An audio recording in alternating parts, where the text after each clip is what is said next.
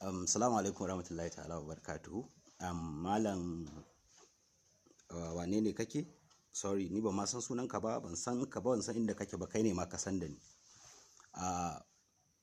Wannan shine karo na biyu da nake kokari in ga ina kare mutuncin kaina saboda ni musulmi ne, ina da uwa, ina da uba, ina da dangi babba, very large family.